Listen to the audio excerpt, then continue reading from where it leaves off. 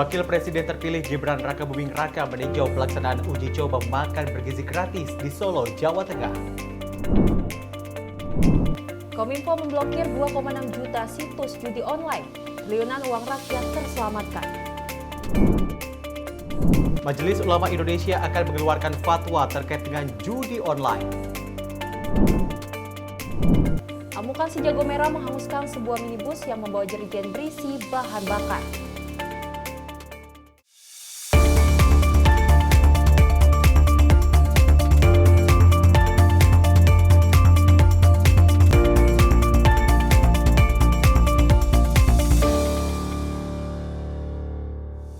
Halo, selamat malam. Senang sekali kita kembali hadir menjumpai ruang informasi Anda dalam Menyapa Malam kali ini.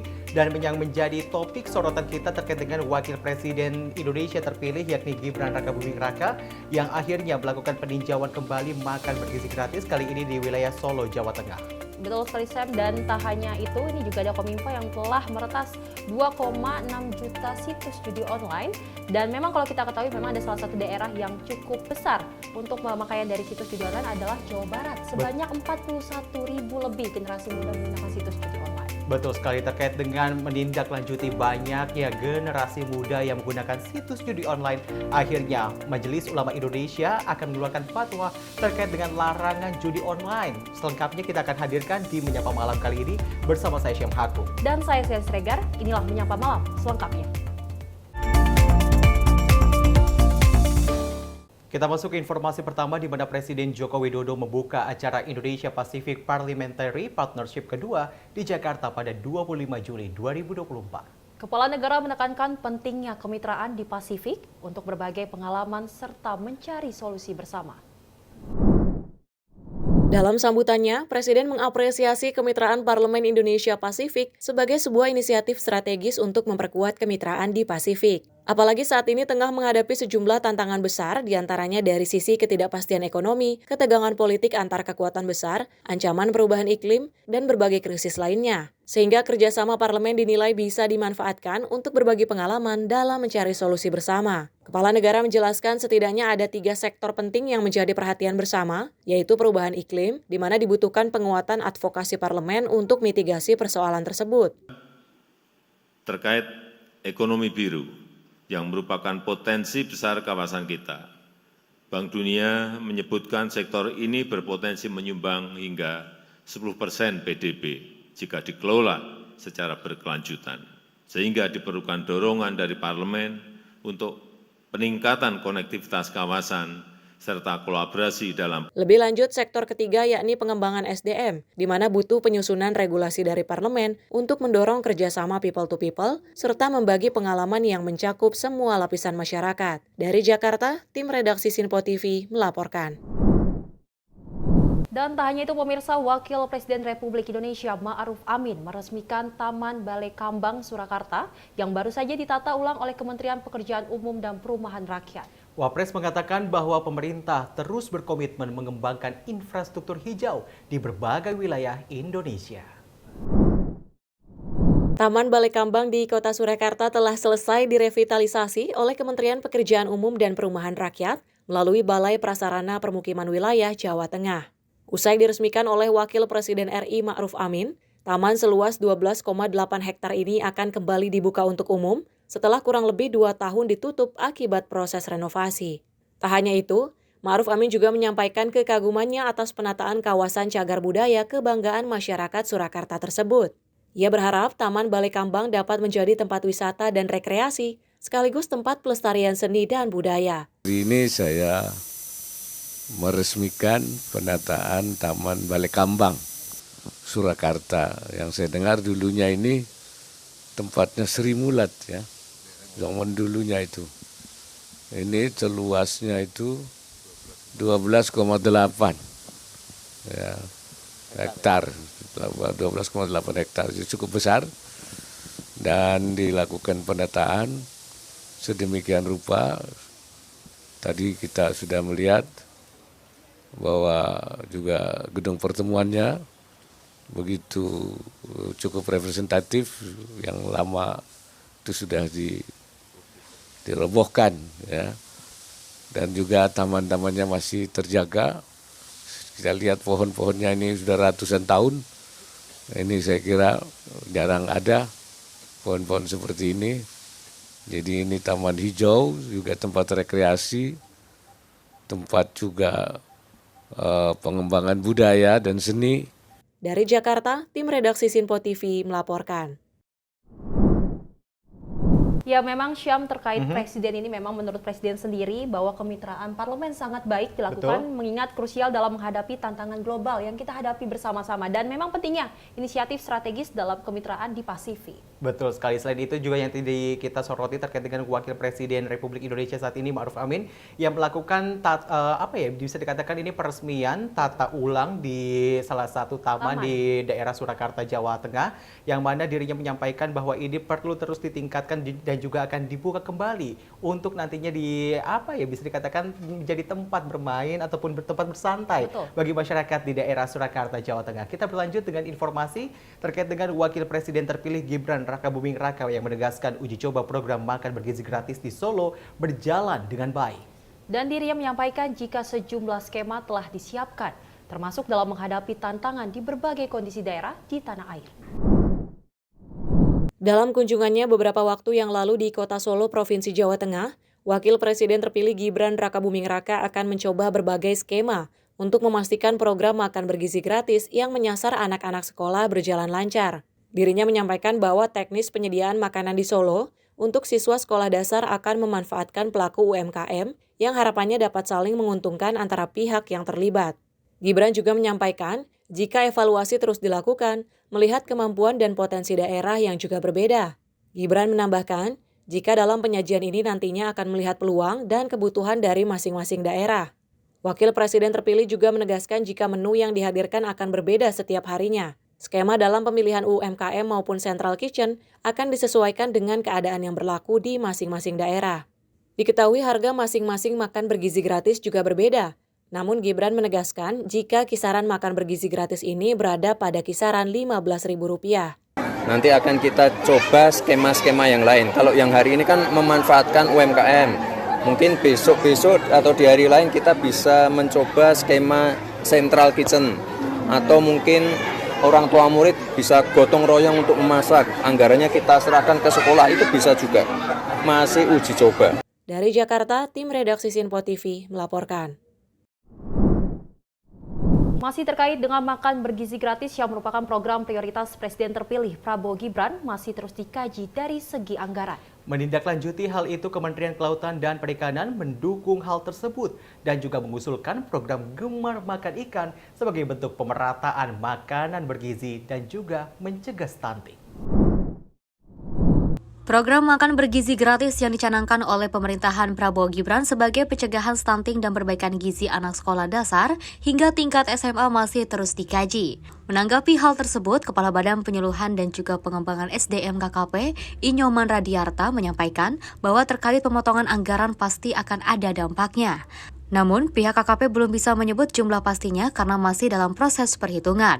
Lebih lanjut, Nyoman menerangkan bahwa KKP bersinergi dengan janji Presiden terpilih tersebut dan mengusulkan untuk menggalakkan program Gemar Makan Ikan karena memiliki kandungan tinggi protein dan juga omega-3.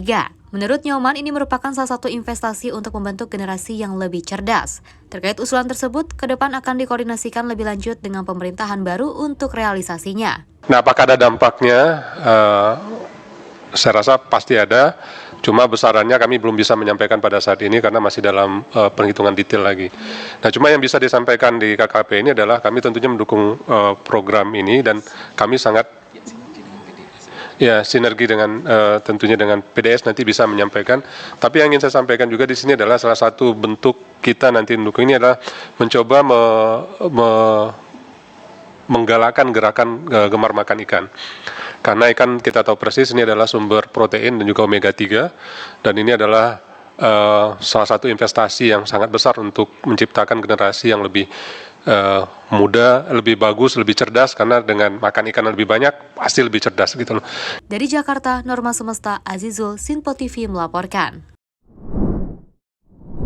Penting sekali memang uji coba ini dilakukan karena memang dari Gibran sendiri menyarankan bahwa kalau ada saran dan masukan terkait dengan makan bergizi gratis ini diperlukan ya Syam ya. Mengingat juga anggarannya ini 15.000 per makanannya per anak juga ya, betul. Betul sekali. Kalau bisa kita melihat dari apa yang disampaikan oleh Gibran Rakabuming Raka selaku presiden ataupun wakil presiden terpilih pada periode 2024 hingga 2029 ini melakukan uji coba setelah kemarin di wilayah Bogor, Jawa Barat, kini di daerah asalnya meskipun sudah tidak menjabat sebagai wali kota Solo, tapi ini dirinya akhirnya melakukan uji coba di Surakarta, Jawa Tengah. Meskipun begitu, kalau bisa kata Gibran, kalau kemarin di daerah Bogor, Jawa Barat ini sebesar harganya Rp14.900, tapi kalau di daerah Solo, Jawa Tengah tidak jauh-jauh dari angka Rp15.000. Meskipun tidak menyebutkan secara gamblang berapakah harganya, tapi ya kurang lebih harganya segitulah, Sel. Betul. Dan terkait di berita selanjutnya, Syam dan pemirsa, ini Menteri Perdagangan Republik Indonesia Zulkifli Hasan melakukan sosialisasi kecintaan bangga menggunakan dan membeli produk dalam negeri di kota Surabaya, Jawa Timur. Zulhas menegaskan spirit anak muda dengan jumlah yang cukup besar menjadi kekuatan yang mampu membuat gairah pembangunan ekonomi Indonesia semakin melesat.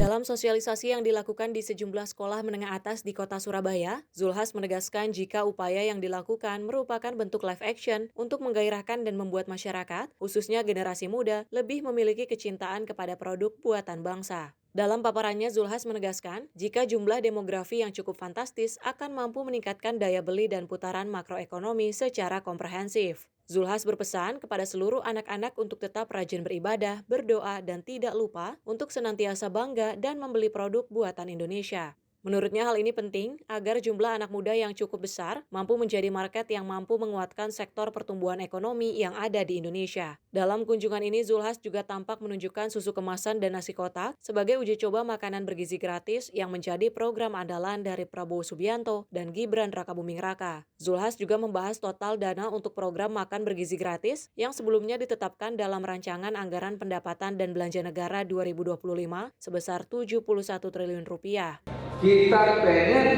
Kita ingin anak-anakku sekalian yang menjadi pelopor di berbagai bidang di negeri kita ini. Allah tidak akan merubah nasib suatu kaum kalau kaumnya itu tidak mau merubah nasibnya sendiri. Zulhas juga menyampaikan mengenai standar makanan bergizi gratis yang akan diterapkan hingga jumlah sekolah yang disasar untuk menerapkan. Zulhas menekankan perlu adanya komunikasi lebih lanjut. Dari Jakarta, tim redaksi Sinpo TV melaporkan.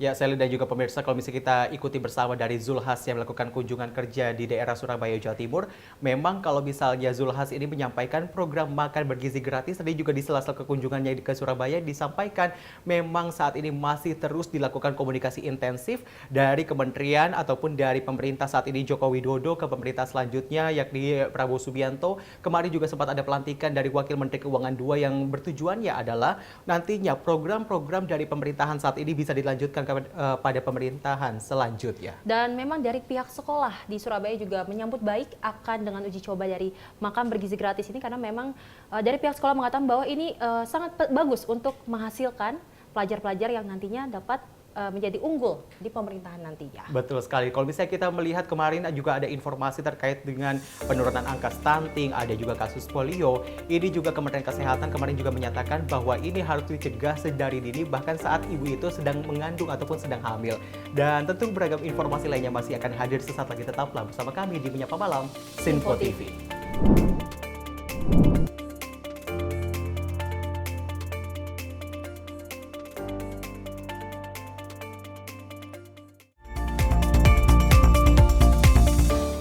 Makin mudah baca berita di aplikasi Sinpo ID. Pilih rubrik berita yang kamu suka seperti berita hukum, politik, peristiwa, budaya, olahraga, gaya hidup, dan berita dari kancah dunia. Selain itu, supaya nggak ketinggalan info update, kamu juga bisa cek laman utama berita terkini dan menyalakan notifikasi. Download aplikasi Sinpo ID sekarang juga.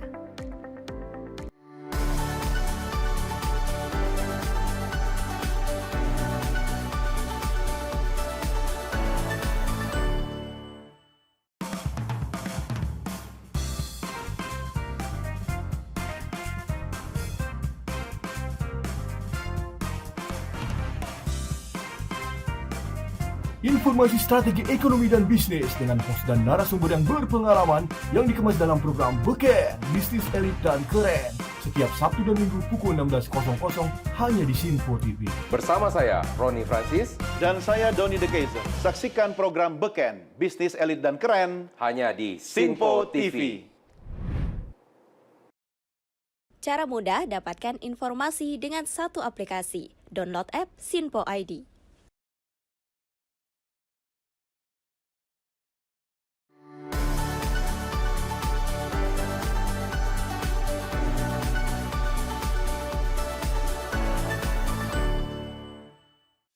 Halo, salam jumpa pemirsa. Kami kembali hadir dengan rangkaian informasi yang dihimpun dari berbagai penjuru dunia. Kami hadirkan rangkuman informasi terkini dari seluruh penjuru dunia, hanya untuk Anda. Informasi paling penting dan sajian berita menarik, kami sajikan hanya di Sinpo Dunia. Bersama saya Dewi Manik, inilah Sinpo Dunia selengkapnya untuk Anda. Jangan lewatkan Sinpo Dunia, setiap Senin hingga Jumat di Sinpo TV.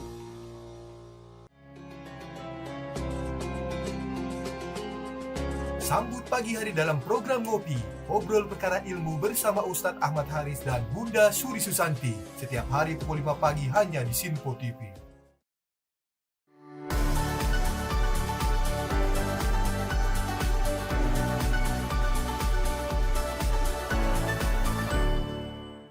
Sejumlah peristiwa penting dan bersejarah kami sampaikan secara langsung dari tempat kejadian secara real time dalam program Breaking News Sinpo TV. Saksikan terus Breaking News Sinpo TV. Halo, salam jumpa pemirsa.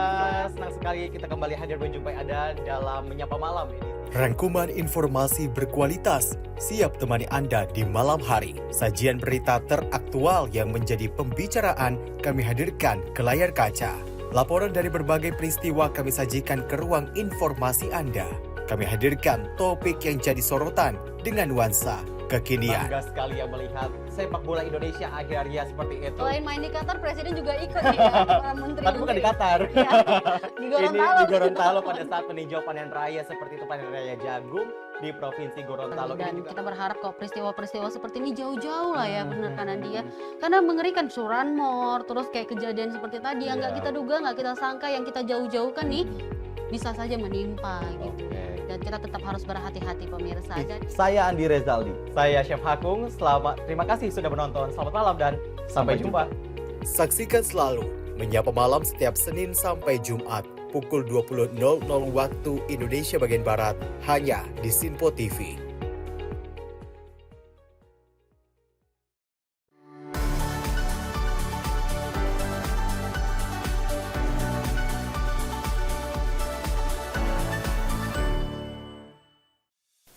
Apa kabar pemirsa? Senang sekali saya Sally Siregar dapat menjumpai Anda dalam Sinpo Dunia Sepekan. Kami temani akhir pekan Anda bersama sanak saudara dan keluarga tercinta. Dengan sajian informasi yang unik dan menarik dari berbagai negara. Pastinya kami akan memberikan berita yang unik dan menarik yang kami rangkum dalam Sinpo Dunia Sepekan. Jangan lewatkan Sinpo Dunia Sepekan setiap Sabtu dan Minggu hanya di Sinpo TV. Cara mudah dapatkan informasi dengan satu aplikasi. Download app Sinpo ID.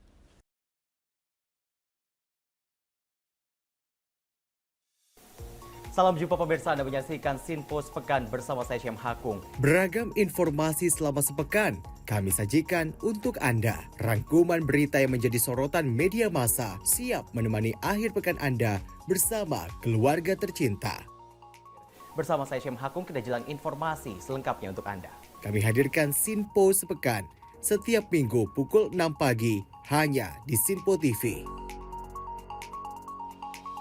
Sinpo TV kembali hadir pemirsa dengan berbagai informasi yang terjadi di parlemen selama satu pekan terakhir dalam program Warta Parlemen bersama saya, Andi Rezaldi. Dari ruang komisi hingga ruang sidang paripurna, sejumlah keputusan penting kerap kali diputuskan oleh para wakil rakyat di gedung Dewan. Agar tidak terlewatkan sejumlah peristiwa penting dan bersejarah dari gedung parlemen, kami sajikan kepada pemirsa Sinpo TV dalam Warta Parlemen. Hadir setiap Sabtu pukul 9 pagi waktu Indonesia Barat hanya di Sinpo TV. Cara mudah dapatkan informasi dengan satu aplikasi. Download app Sinpo ID.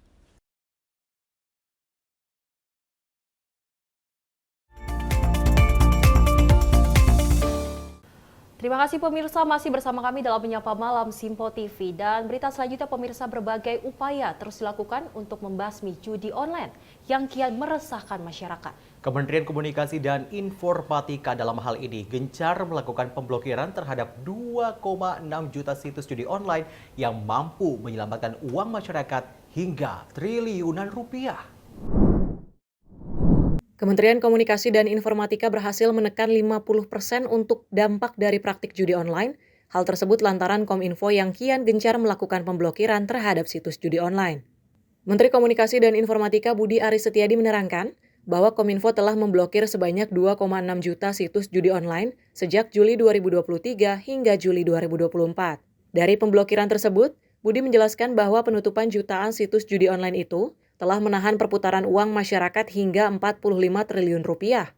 Selain penutupan situs, Kominfo juga menindak tegas para pemain judi online dengan menutup rekening bank dan e-wallet terkait, serta sekitar 6.700 rekening bank dan juga e-wallet yang telah diblokir Kominfo. Dalam menangani judi online tersebut, Majelis Ulama Indonesia juga bergerak bersama Kominfo mendukung untuk pemberantasan judi online. Budi menjelaskan dukungan dari MUI membuat semua yang ada di pemerintahan, khususnya Satgas Judi Online, terus bekerja keras menyelamatkan masyarakat, menyelamatkan bangsa, dan menyelamatkan negara dari dampak yang sangat buruk judi online. Bahwa dukungan dari Majelis Ulama Indonesia ini membuat kita semua di pemerintahan, khususnya juga di Satgas Judi Online, untuk terus bekerja keras, menyelamatkan masyarakat, menyelamatkan bangsa, menyelamatkan negara dari dampak yang sangat buruk judi online. Dari Jakarta, Norma Semesta, Ahmad Amin, Sinpo TV melaporkan. Kepala Badan Perlindungan Pekerja Migran Indonesia BP2MI, Beni Ramdhani, menyinggung soal kejahatan yang mengincar pekerja migran termasuk judi online. Dan ia menyebut sosok T adalah aktor utama di balik menjamurnya praktik ilegal tersebut. Kepala Badan Perlindungan Pekerja Migran Indonesia Beni Ramdhani mengungkapkan bisnis judi online di Indonesia dikendalikan oleh sosok berinisial T. Pelaku tersebut tidak pernah tersentuh oleh hukum di Indonesia meski identitasnya telah diketahui. Beni mengatakan sosok inisial T ini terungkap setelah BP2MI melakukan penelusuran praktik judi online yang dikendalikan dari Kamboja dan melibatkan warga negara Indonesia. Oleh karena itu, ia meminta agar aparat penegak hukum mengambil tindakan tegas dengan menyeret aktor dari judi online tersebut tanpa memandang bulu. Hadapan Presiden, Panglima TNI, dan Kapolri sebetulnya sangat mudah untuk menangkap siapa aktor di balik bisnis judi online di Kamboja dan siapa aktor di balik scamming online. Saya cukup menyebut inisialnya T aja paling depan lah. Yang kedua saya nggak perlu sebut. Dan ini saya sebut di depan Presiden. Boleh ditanya kepada Pak Menko, Pak Mahfud MD saat itu. Ya, Presiden kaget, Pak Kapolri kaget, agak cukup heboh rapat terbatas saat itu. Orang ini adalah orang yang selama Republik ini berdiri mungkin tidak bisa disentuh oleh hukum. Mohon maaf dengan segala hormat. Saatnya negara mengambil tindakan tegas, tidak hanya menyeret para calo, kaki tangan, tapi mampu hukum menyentuh para bandar, para tekong, mereka yang kita kategorikan sebagai penjahat, penjual anak bangsa yang selama ini mengambil keuntungan dan pesta pora dari bisnis haram perdagangan manusia. Dari Jakarta, tim redaksi Sinpo TV melaporkan. Media sosial kini tengah ramai membicarakan sosok T usai Kepala Badan Perlindungan Pekerja Migran Indonesia atau BP2MI yang menyebut sosok dengan inisial T berperan mengendalikan bisnis judi online di Indonesia dari Kamboja. Menanggapi hal itu, Kepala Pusat Pelaporan dan Analisis Transaksi Keuangan PPATK, Ivan Yustiavandana menyampaikan, PPATK tidak berkapasitas untuk mengungkapkan sosok berinisial T tersebut. Kepala PPATK Ivan Yustiavandana enggan berkomentar tentang sosok dengan inisial T yang diduga mengendalikan bisnis judi online di Indonesia. Menurutnya, Jika berbicara soal inisial, maka semua huruf pun ada dalam 28 huruf abjad. Namun Ivan mengatakan, sebagai Satgas PPATK telah menyampaikan semua hasil analisis kepada pihak penyelidik kepolisian terkait praktik judi online yang marak terjadi. Ivan menyebutkan, pihaknya tidak takut untuk mengungkap siapa sosok di balik inisial T, namun dalam hal ini, PPATK tidak dalam kapasitas untuk melakukan penindakan. Ini bukan tentang takut tidak takut ya. Ini PPATK sekarang melakukan kajian terkait dengan 4 juta data. 2.000 diantaranya itu kita duga sebagai pengepul di ujung sana, gitu ya. Inisial banyak sekali, luar biasa banyak gitu. Dan posisi PPATK tidak dalam kapasitas melakukan upaya katakanlah melakukan criminal justice systemnya, pemidana dan segala macam. Kita serahkan semua kepada teman-teman penyidik melalui hasil analisis yang kita sampaikan, gitu ya. Ini sekali lagi bukan tentang ini PPATK menjadi bagian dari Satgas. Udah menyampaikan semua, gitu ya. Kalau inisial apapun juga inisialnya, dari 2 juta nama sudah pasti. Sebut saja satu huruf di antara 28 huruf yang ada sudah pasti ada. Dari ribuan nama juga sebut saja 28 abjad sudah pasti ada.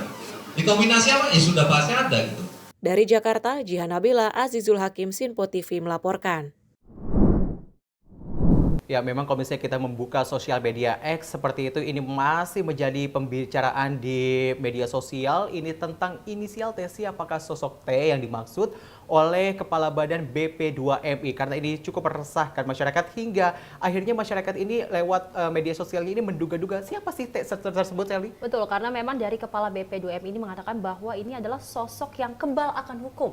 Dan katanya kalau misalkan disebutkan sosok T, dari Presiden Jokowi akan kaget dengan sosok itu. Dan kalau kita lihat juga Syam dan pemirsa, ini Kominfo juga telah meretas 2,6 juta. Memblokir maksud saya situs judi online sebanyak 2,6 juta. Dan ternyata kerugian akibat dari situs judi online ini mencapai 300 triliun rupiah.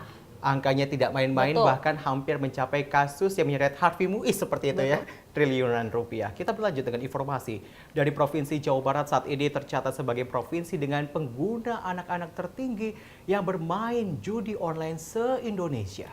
Hal itu disampaikan oleh Kepala Pusat Pelaporan dan Analisis Transaksi Keuangan PPATK Ivan Yustiavandana di Gedung KPAI Jakarta pada Jumat pagi.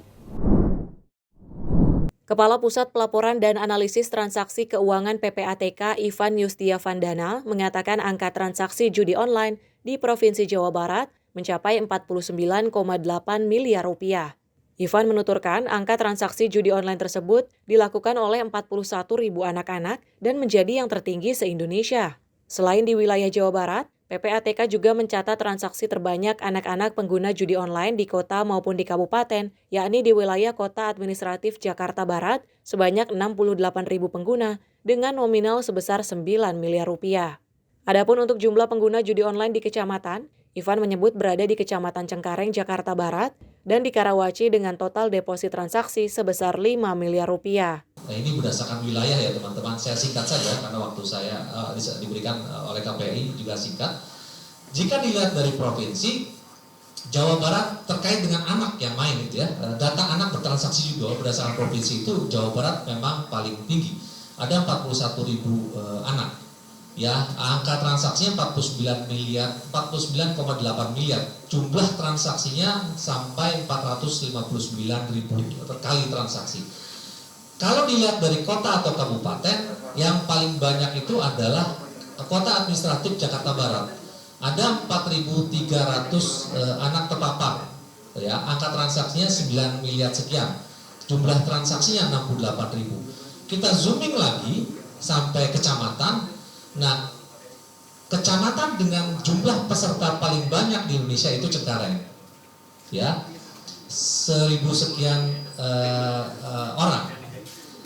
Tapi kalau dilihat jumlah transaksi nilai rupiah paling banyak itu adalah di Karawaci, ya. Jadi anak-anak yang terdata di daerah Karawaci ya paling banyak melakukan deposit transaksi itu hampir 5 miliar di sana. Jumlah depositnya kalau yang tadi di Cengkareng itu ada transaksinya 14.000 sekian, kalau di Karawaci 7.000 sekian. Dari Jakarta, Jihan Nabila, Azizul Hakim, Sinpo TV melaporkan. Masih terkait dengan judi online, pemirsa, demi memenuhi biaya hidup mantan pacar, seorang mahasiswi menggelapkan 11 laptop milik temannya. Setelah dilakukan pengembangan, petugas kepolisian mendapati hasil gadai laptop untuk kebutuhan mantan pacar pelaku yang kerap bermain judi online. Mahasiswa berinisial NPP diduga melakukan penggelapan belasan laptop milik rekannya di kota Gorontalo.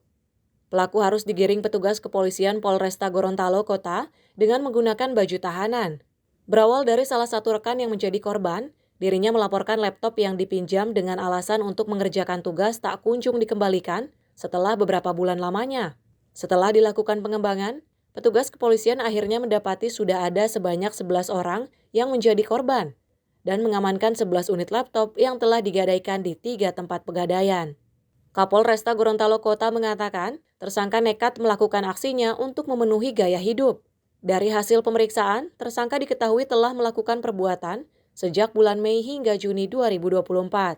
Hasil menggadai laptop ini diperkirakan mencapai 60 juta rupiah. Akibat perbuatannya, tersangka pun kini harus mendekam di ruang tahanan Polsek Dungingi dan diancam pidana 4 tahun penjara. Tak hanya itu, tersangka mengaku nekat menggadai belasan laptop milik rekannya karena untuk memenuhi kebutuhan sang mantan pacar. Kerap mendapat ancaman dan tekanan dari beberapa rekan dari mantan pacarnya yang bermain judi online dari pengakuan tersangka. Pihak kepolisian pun kini masih akan terus melakukan pendalaman dan pengembangan terhadap pihak-pihak lain yang terkait. Dari Jakarta, tim redaksi Sinpo TV melaporkan. Kita berlanjut dengan informasi dari Polsek Kebonjeruk mengamankan pasangan muda-mudi yang membuat serta memperjualbelikan video hubungan intim yang diperankan olehnya melalui sosial media. Selain itu, pasangan tersebut juga mengiklankan situs judi online di sosial media pribadinya. Unit Reskrim Polsek Kebonjeruk menangkap pasangan muda-mudi berinisial MM dan AA di sebuah rumah kontrakan di kawasan Kebonjeruk, Jakarta Barat. Tak hanya itu, petugas juga mengamankan beberapa barang bukti berupa transferan dan video hubungan intim yang dibuat oleh keduanya. Pasangan ini ditangkap berdasarkan hasil patroli cyber unit Reskrim Polsek Kebonjeruk yang mendapati akun Instagram pribadi milik MM yang terdapat postingan yang mengiklankan situs judi online. Diketahui MM memiliki kewajiban untuk mengiklankan situs judi online pada story Instagram miliknya. Dari status tersebut, MM mendapatkan upah sebesar Rp1.500.000 per bulan. Berdasarkan informasi, pelaku sudah menjalankan endorse ini selama 1 tahun.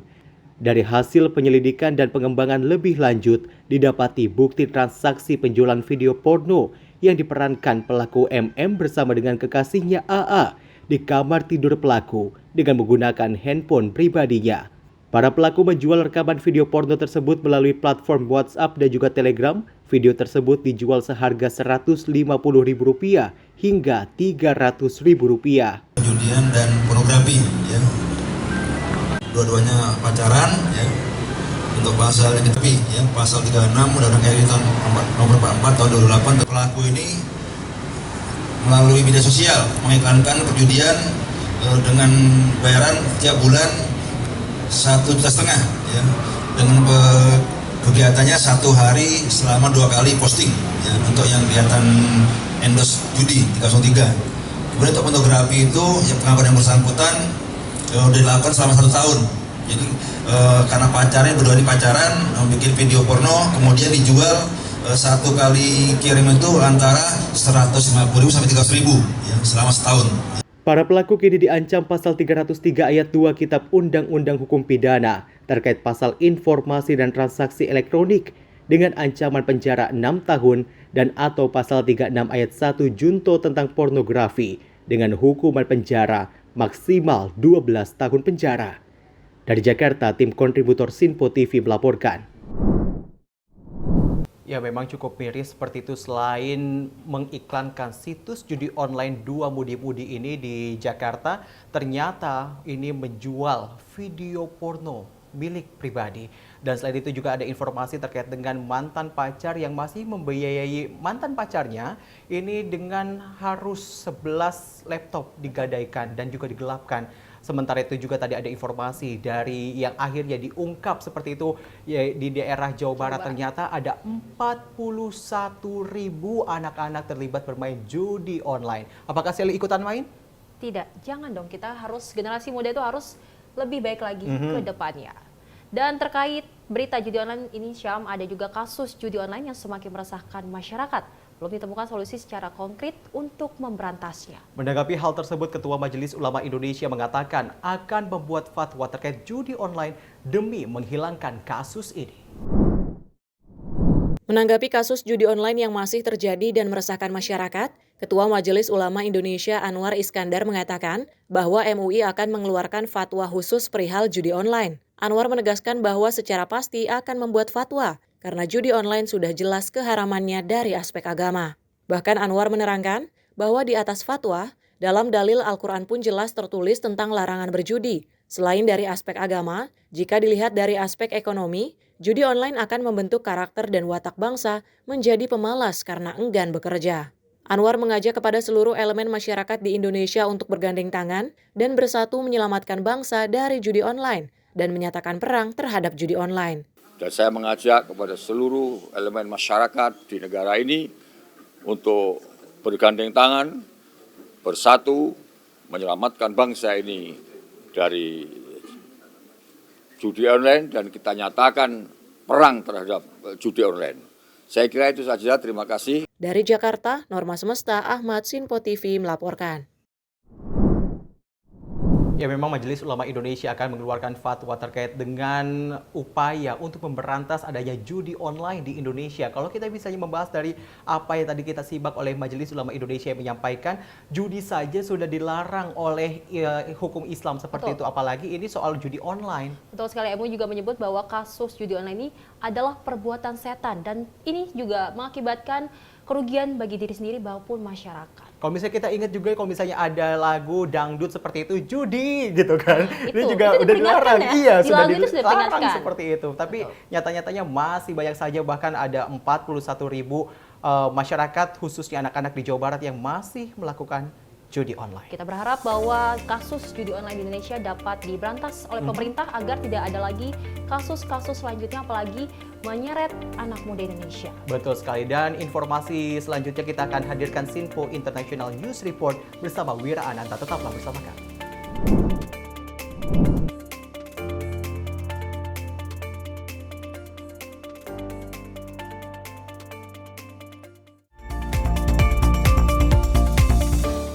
Makin mudah baca berita di aplikasi Sinpo ID.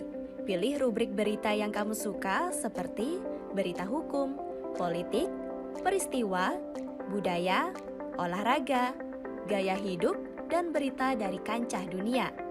Selain itu, supaya nggak ketinggalan info update, kamu juga bisa cek laman utama berita terkini dan menyalakan notifikasi. Download aplikasi Sinpo ID sekarang juga.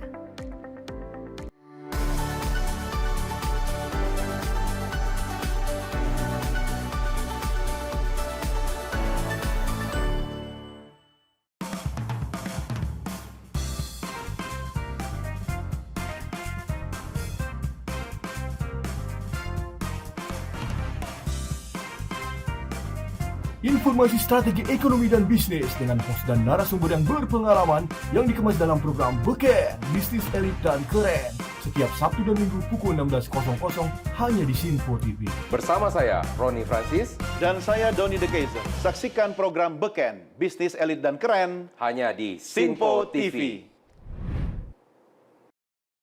Cara mudah dapatkan informasi dengan satu aplikasi. Download app Sinpo ID.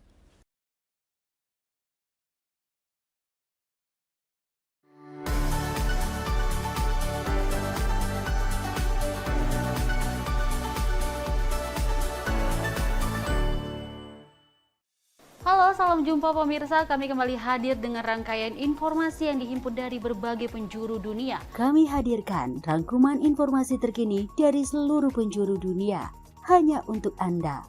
Informasi paling penting dan sajian berita menarik Kami sajikan hanya di Sinpo Dunia. Bersama saya Dewi Manik, inilah Sinpo Dunia selengkapnya untuk Anda. Jangan lewatkan Sinpo Dunia setiap Senin hingga Jumat di Sinpo TV.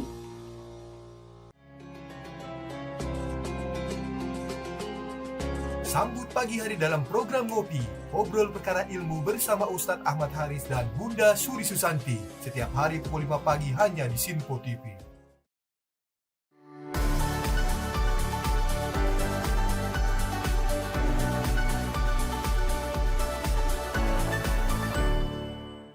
Sejumlah peristiwa penting dan bersejarah kami sampaikan secara langsung dari tempat kejadian secara real time dalam program Breaking News Sinpo TV. Saksikan terus Breaking News Sinpo TV. Halo, salam jumpa pemirsa. Senang sekali kita kembali hadir menjumpai Anda dalam Menyapa Malam ini. Rangkuman informasi berkualitas siap temani Anda di malam hari. Sajian berita teraktual yang menjadi pembicaraan kami hadirkan ke layar kaca. Laporan dari berbagai peristiwa kami sajikan ke ruang informasi Anda. Kami hadirkan topik yang jadi sorotan dengan nuansa kekinian. Bangga sekali yang melihat sepak bola Indonesia akhirnya seperti itu. Selain main di Qatar, Presiden juga ikut nih ya, para menteri. Tapi bukan di Qatar. Ya, di Gorontalo. Ini di Gorontalo pada saat meninjau panen raya seperti itu, panen raya jagung di Provinsi Gorontalo. Dan kita berharap kok peristiwa-peristiwa seperti ini jauh-jauh lah ya, benar kan dia. Karena mengerikan curanmor, terus kayak kejadian seperti tadi yang nggak kita duga, nggak kita sangka, yang kita jauh-jauhkan nih bisa saja menimpa gitu. Dan kita tetap harus berhati-hati pemirsa. Saya Andi Rezaldi, saya Chef Hakung. Terima kasih sudah menonton. Selamat malam dan sampai jumpa. Saksikan selalu Menyapa Malam setiap Senin sampai Jumat pukul 20.00 waktu Indonesia bagian Barat hanya di Sinpo TV.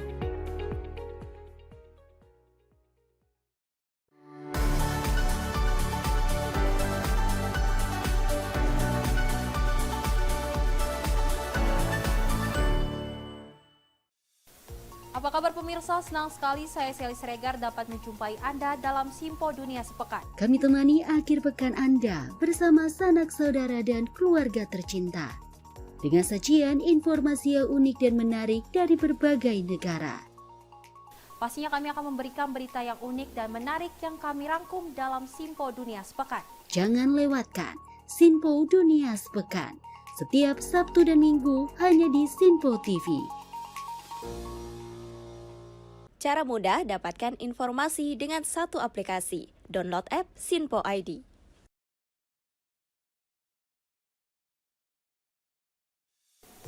Salam jumpa pemirsa, Anda menyaksikan Sinpo Sepekan bersama saya Syem Hakung. Beragam informasi selama sepekan kami sajikan untuk Anda. Rangkuman berita yang menjadi sorotan media massa siap menemani akhir pekan Anda bersama keluarga tercinta.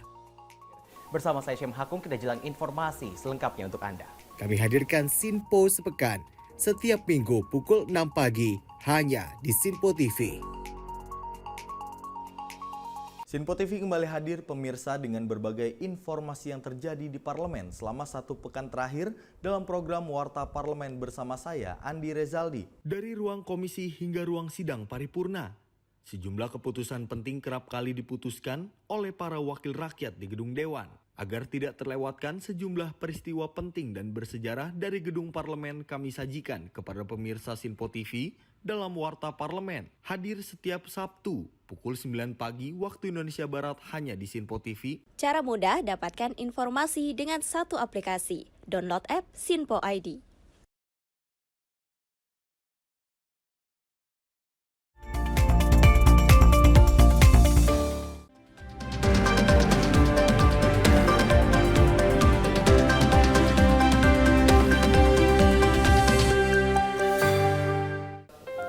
For 4:30 p.m. in Moscow, Russia, 8:30 p.m. in Jakarta, Indonesia, and also 11:30 p.m. in Canberra, Australia. Good evening, ladies and gentlemen. You are watching Sinpo International News Report. This is Virananta coming back for you. About disrupt in Russia, Russia Foreign Minister spokesperson Maria Zakharova said that the West become the mastermind who encouraged Kyiv to disrupt Russian gas supplies to European Union. This was confirmed by her when speaking the New Media Festival in Moscow, Russia on Tuesday, 23 July 2024. Speaking at the new media festival, Russian Foreign Ministry spokesperson Maria Zakharova accused the West of encouraging Kiev to block Russian gas supplies to the European Union. According to Zakharova, Kiev used the transportation of energy resources to manipulate the country.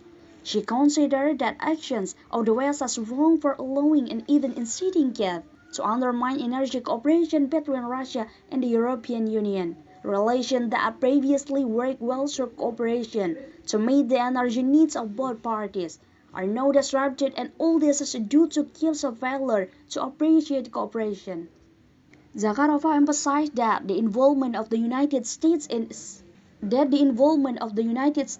improving through negative actions of the European Union against Russia. It's a mistake. How can the United States be trusted in inciting the European Union to be antagonistic towards Russia, especially when their leader Joe Biden is said to have a mental and physical health problems?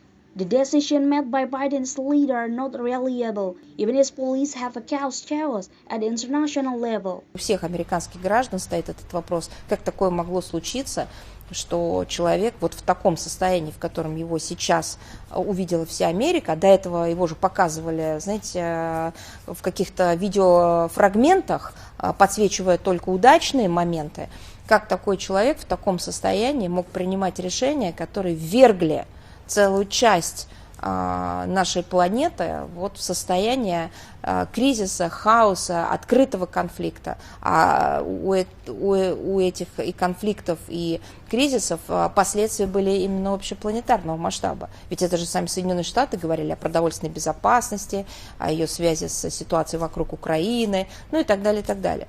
И сейчас сами американцы задают вопрос, а как получилось так, что они голосовали за человека, которого им демонстрировали в качестве полного сил и возможностей, а сегодня они увидели то, что увидели, то, что их ужаснуло.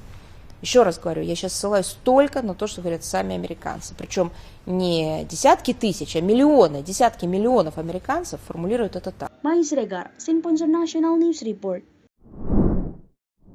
We have hundreds of It means peoples rallied in the front of the U.S. Embassy in Tel Aviv, Israel, to call on the government immediately realize the hostage exchange agreement with Hamas. Protests were carried out by Israeli citizens during Prime Minister Netanyahu's speech in Washington, D.C., United States on Wednesday, 24 July 2024.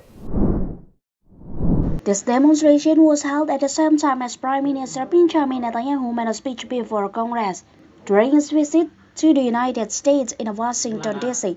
The demonstration that was carried out, they crowd chanting while raising the Israeli and American flags outside the embassy. A number of banners were also used by protesters, which read calling for an end to bloodshed. Based on the information of one of the protesters, he said that he hopes some people to return from Gaza alive. He said at this time they are under the rule of terrorists who are so terrible in Israel. Meanwhile, the visit that took place by Prime Minister Netanyahu was carried out after the advisory opinion of the International Court of Justice, which said that the Israeli occupation of Palestinian territory has violated international law. In response to this, Netanyahu took a stand to convey his perspective delivered through a speech on a visit to the United States and in front of the public. We demonstrate in front of the USA Embassy because we think it's the last chance for some people to come back home from Gaza alive. I think we got a terrible terrorist government in Israel, and we want some people back home. Mai Siregar, Sinpo International News Report. 80 people were killed and injured after a plane caught fire while taking off from the Tubufan International Airport in Kathmandu on Wednesday. According to video by Fiery Media, footage showed debris and rescue operation at the crash site. The Sauria Airlines aircraft carrying 2 crew members and 17 technicians to Pokhara skid and caught fire during takeoff. All passengers and crew perished except for the pilot, who was his hospitalized. The airport, Nepal's main aviation hub, was closed immediately following the accident for ongoing rescue operation. Rachel, Sinpo International News Report. From Indonesia, Indonesia elected presidential candidate Prabowo Subianto visited French President Macron to discuss about bilateral relations between Indonesia and France since September 1950. Prabowo also sends congratulations, greetings to France, which is hosting this edition on the Paris Olympic. The Minister of Defense Prabowo Subianto is on working visit to France. As a series of his agenda, Prabowo visit to Élysée Palace and is warmly welcomed by the President of France Emmanuel Macron. On the arrival at the palace, Macron was waiting for Prabowo to get out of his car to give a warm greeting and hug. Prabowo and Macron also take time to get together for a moment while capturing the moment of picturing together, handling hands to signify the strong relation between Indonesia and France. Relation between the two countries are also confirmed that to have went well and will be strengthened in various aspects, including modernization of Alutsista, defense industry, education and training, and dialogue forum. Max Oller, Sinpo International News Report. Thank you for watching Sinpo International News Report. This program joining collaboration between Sinpo TV Indonesia and also Wire Media Dubai. Stay with us in Menyapa Malam after this break and have a great day. Bye now.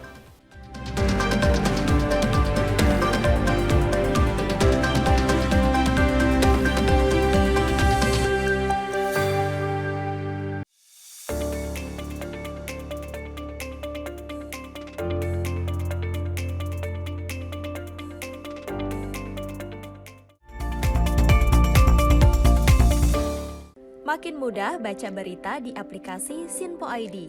Pilih rubrik berita yang kamu suka seperti berita hukum, politik, peristiwa, budaya, olahraga, gaya hidup, dan berita dari kancah dunia. Selain itu, supaya nggak ketinggalan info update, kamu juga bisa cek laman utama berita terkini dan menyalakan notifikasi. Download aplikasi Sinpo ID sekarang juga.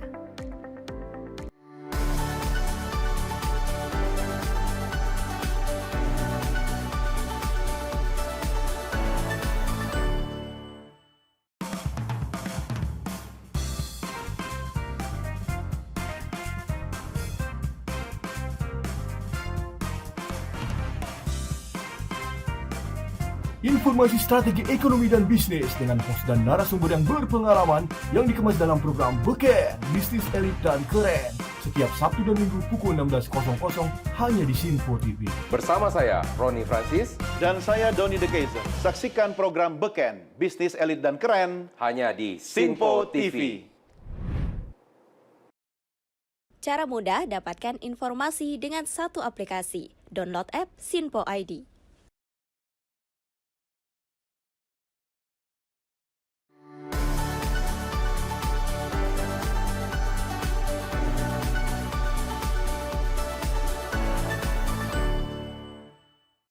Halo, salam jumpa pemirsa. Kami kembali hadir dengan rangkaian informasi yang dihimpun dari berbagai penjuru dunia. Kami hadirkan rangkuman informasi terkini dari seluruh penjuru dunia hanya untuk Anda. Informasi paling penting dan sajian berita menarik kami sajikan hanya di Sinpo Dunia. Bersama saya Dewi Manik, inilah Sinpo Dunia selengkapnya untuk Anda. Jangan lewatkan Sinpo Dunia setiap Senin hingga Jumat di Sinpo TV.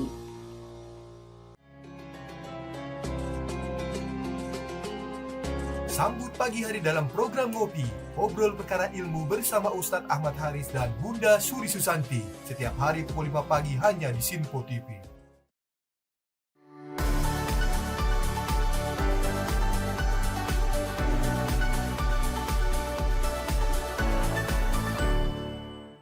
Sejumlah peristiwa penting dan bersejarah kami sampaikan secara langsung dari tempat kejadian secara real time dalam program Breaking News Sinpo TV. Saksikan terus Breaking News Sinpo TV.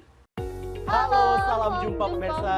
Senang sekali kita kembali hadir menjumpai Anda dalam Menyapa Malam ini. Rangkuman informasi berkualitas siap temani Anda di malam hari. Sajian berita teraktual yang menjadi pembicaraan kami hadirkan ke layar kaca. Laporan dari berbagai peristiwa kami sajikan ke ruang informasi Anda. Kami hadirkan topik yang jadi sorotan dengan nuansa kekinian. Bangga sekali yang melihat sepak bola Indonesia akhirnya seperti itu. Selain main di Qatar, Presiden juga ikut nih ya, para menteri. Tapi bukan di Qatar. Ya, di Gorontalo. Ini di Gorontalo pada saat meninjau panen raya seperti itu, panen raya jagung di Provinsi Gorontalo. Dan kita berharap kok peristiwa-peristiwa seperti ini jauh-jauh lah ya, benar kan dia. Karena mengerikan curanmor, terus kayak kejadian seperti tadi yang nggak kita duga, nggak kita sangka, yang kita jauh-jauhkan nih bisa saja menimpa gitu. Dan kita tetap harus berhati-hati pemirsa. Saya Andi Rezaldi, saya Chef Hakung. Terima kasih sudah menonton. Selamat malam dan sampai jumpa. Saksikan selalu Menyapa Malam setiap Senin sampai Jumat pukul 20.00 waktu Indonesia bagian Barat hanya di Sinpo TV.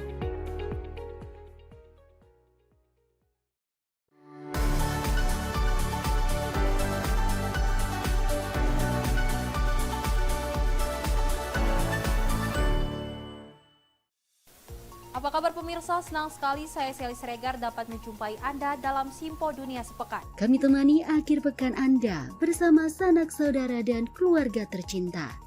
Dengan sajian informasi yang unik dan menarik dari berbagai negara. Pastinya kami akan memberikan berita yang unik dan menarik yang kami rangkum dalam Simpo Dunia Sepekan. Jangan lewatkan Sinpo Dunia Sepekan setiap Sabtu dan Minggu hanya di Sinpo TV. Cara mudah dapatkan informasi dengan satu aplikasi. Download app Sinpo ID.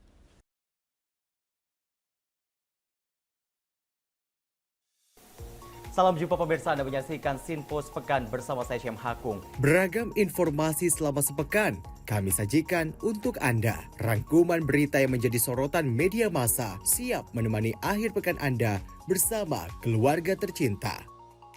Bersama saya Syem Hakung, kita jelang informasi selengkapnya untuk Anda. Kami hadirkan Sinpo Sepekan setiap minggu pukul 6 pagi hanya di Sinpo TV. Sinpo TV kembali hadir pemirsa dengan berbagai informasi yang terjadi di parlemen selama satu pekan terakhir dalam program Warta Parlemen bersama saya, Andi Rezaldi. Dari ruang komisi hingga ruang sidang paripurna, sejumlah keputusan penting kerap kali diputuskan oleh para wakil rakyat di gedung Dewan. Agar tidak terlewatkan sejumlah peristiwa penting dan bersejarah dari gedung parlemen kami sajikan kepada pemirsa Sinpo TV dalam Warta Parlemen. Hadir setiap Sabtu pukul 9 pagi waktu Indonesia Barat hanya di Sinpo TV. Cara mudah dapatkan informasi dengan satu aplikasi. Download app Sinpo ID.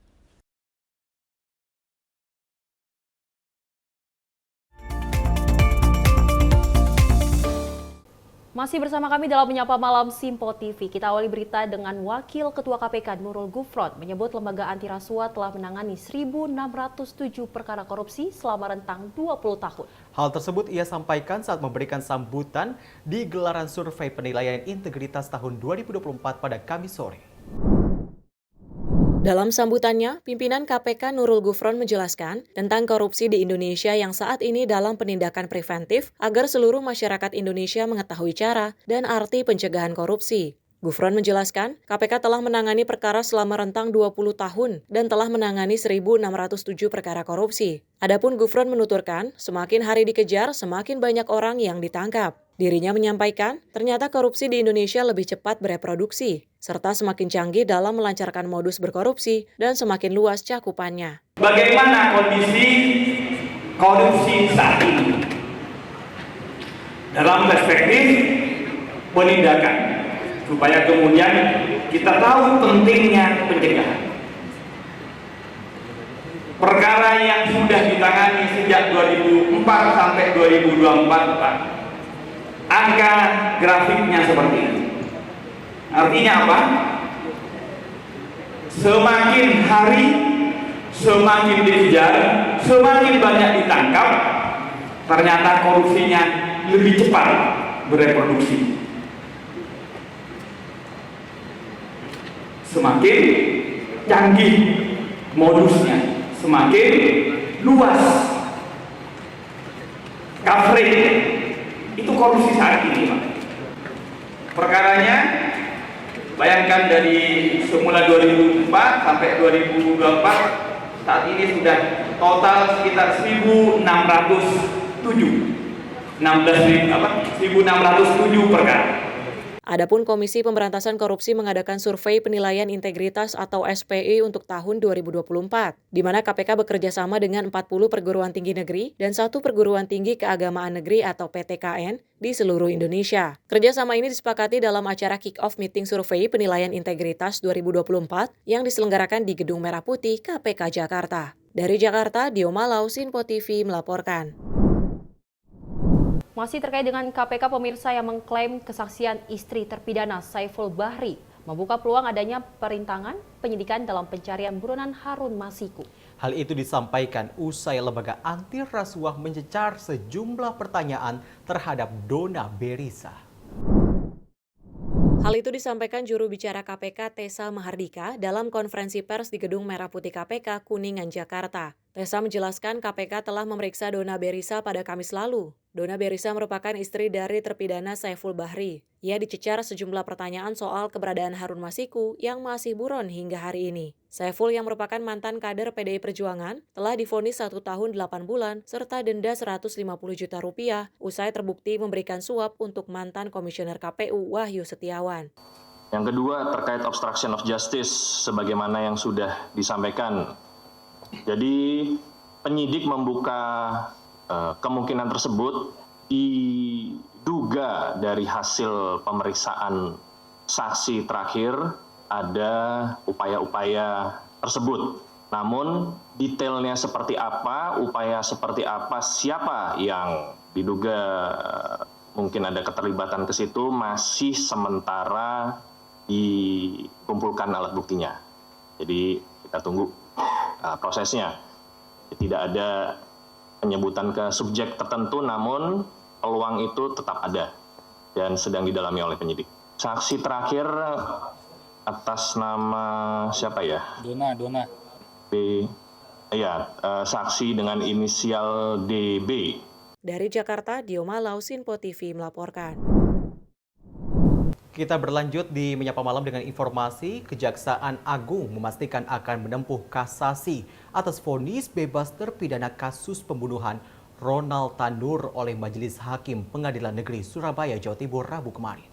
Upaya hukum itu dilakukan lantaran hakim tidak mempertimbangkan fakta-fakta hukum di persidangan dan dianggap tidak menerapkan hukum sebagaimana mestinya.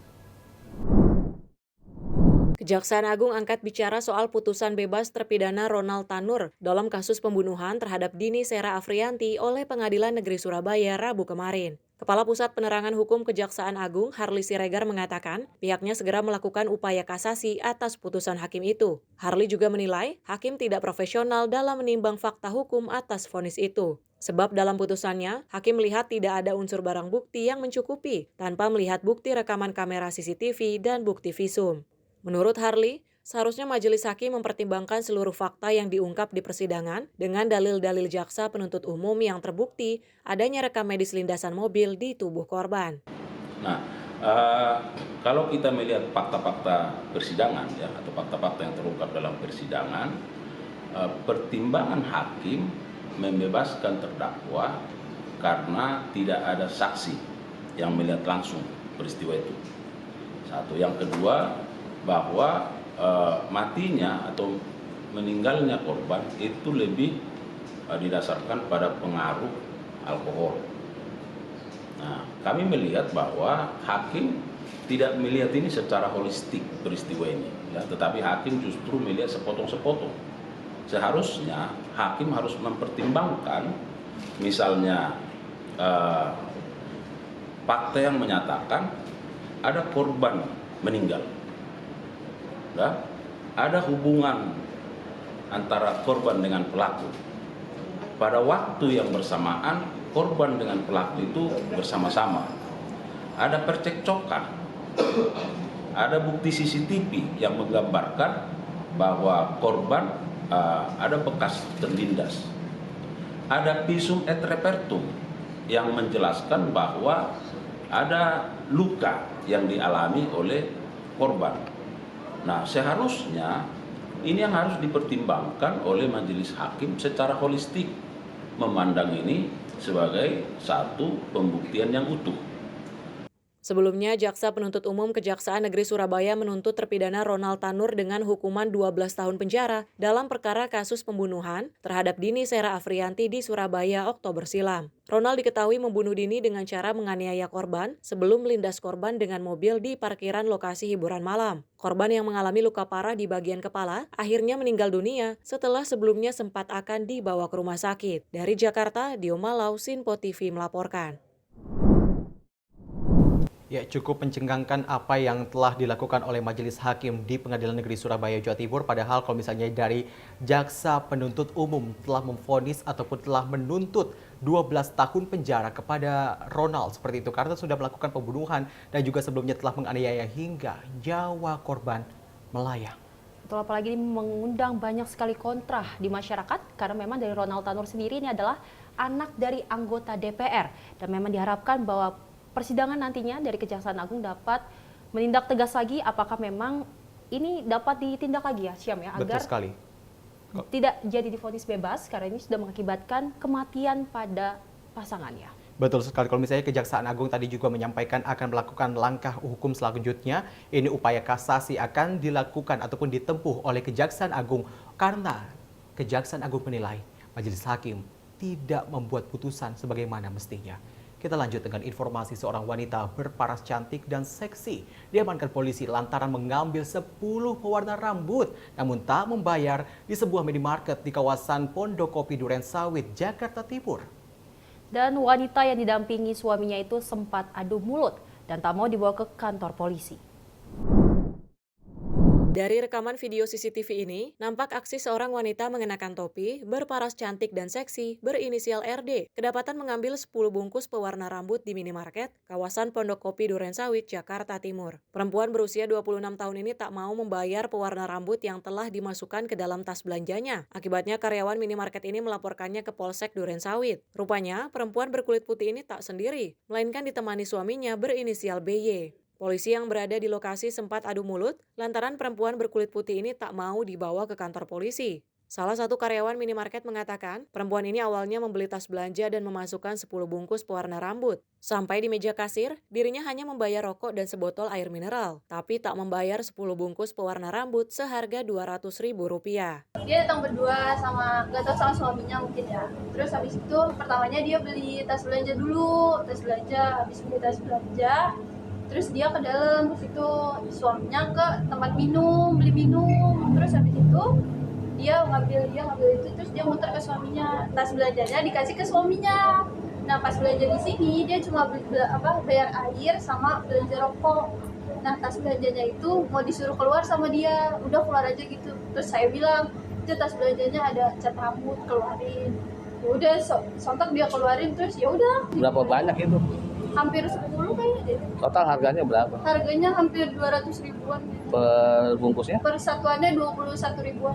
Ya pokoknya 10 20. Guna mempertanggungjawabkan perbuatannya, RD yang didampingi suaminya digelandang ke Polsek Durensawit untuk dilakukan pemeriksaan lebih lanjut. Dari Jakarta Timur, tim kontributor Sinpo TV melaporkan.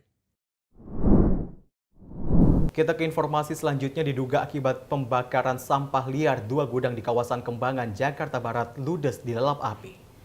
Dan tidak ada korban jiwa dalam peristiwa tersebut dan polisi masih menyelidiki kasus kebakaran tersebut. Kebakaran hebat melanda gudang konveksi dan furnitur di Jalan Kafling DKI Meruya Selatan, Kembangan, Jakarta Barat. Hembusan angin kencang ditambah material dalam gudang yang mudah terbakar membuat api kian membesar dan sulit dipadamkan. Bahkan panasnya uap membuat atap gudang roboh. Warga yang berada di lokasi berusaha memadamkan api dengan alat seadanya. Dugaan sementara, api berasal dari pembakaran sampah liar yang membesar kemudian merambat ke area gudang. Ini berawal dari info warga dari pembakaran sampah yang merambat ke tempat konveksi. Gitu. Api berhasil dipadamkan 2 jam kemudian setelah petugas Sudin Damkar Jakbar mengerahkan 150 unit personil serta 14 unit armada pemadam ke lokasi. Tidak ada korban jiwa dalam peristiwa ini, namun kerugian materi diperkirakan mencapai miliaran rupiah. Dari Jakarta, tim kontributor Sinpo TV melaporkan. Akibat korsleting listrik dari aki, sebuah minibus yang membawa 5 jerigen bensin ludes terbakar di kawasan Jatinegara, Jakarta Timur. Amukan si jago merah berhasil dipadamkan setelah 1 jam dengan mengerahkan 2 unit mobil damkar. Kerugian diperkirakan mencapai puluhan juta rupiah. Kobaran api dengan cepat membuat ludes seluruh isi mobil minibus di Jalan DI Panjaitan, Jatinegara, Jakarta Timur. Petugas pemadam kebakaran yang tiba di lokasi berjibaku memadamkan api. Amukan si jago merah sulit dipadamkan karena banyaknya bahan bakar jenis Pertamax yang berada di dalam mobil. Petugas harus menggunakan cairan foam khusus untuk memadamkan cairan bahan bakar. Kejadian berawal saat mobil minibus yang membawa 5 jerigen BBM untuk dijual di kawasan Depok. Seketika minibus berhenti dan sopir melihat ada percikan api dari aki mobil. Sang sopir langsung masuk ke lahan kosong dan menyelamatkan diri. Emang buat dijual lagi, Pak? Buat dagang? Buat dijual lagi. Oh. Tapi kagak korban, Bapak ya? Nggak ada. Oh, dari percikan itu ya? Alami luka-luka? Jadi pas kejadian Bapak langsung sendiri? Oh, karena melihat ini kosong, Bapak langsung menyelamatin diri gitu ya? Biar nggak ada korban lagi. Mulai kebakar dari mana Pak tadi? Pas dari arah mana? Dari di situ. Oh, pas di arah Cililitan itu ya? Hah? Lagi istirahat. Oh, mobil lagi berhenti. Tapi nyala mesinnya. Oh. Awalnya apinya dari asin. Dari depan ya, bawa jok ya? Aki. Oh, iya. Langsung api atau asap dulu, Pak? Langsung api. Ya, tapi asap dah orang melihat asap. Diduga kebakaran ini minyak cair, bensin.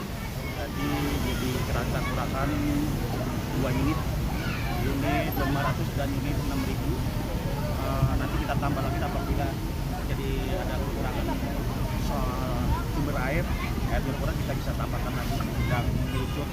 Bang, ini pakai foam ya Bang ya biar? Ini kita menggunakan kebakaran cair, jadi kita harus menggunakan foam. Jadi untuk mencegah perluasan.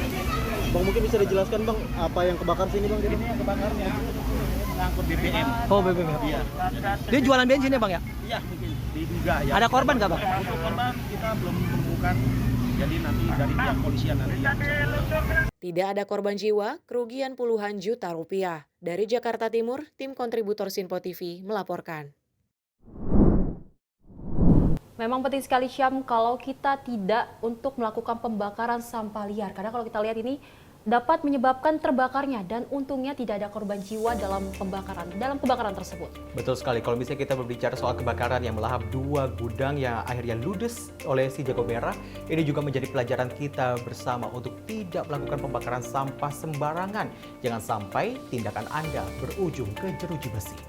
Dan informasi tadi sekaligus menjadi akhir jumpa kita di Menyapa Malam kali ini. Mewakili kerabat kerja yang bertugas, saya Syam Hakung. Dan saya Siregar. Terima kasih. Sampai jumpa. Sampai jumpa.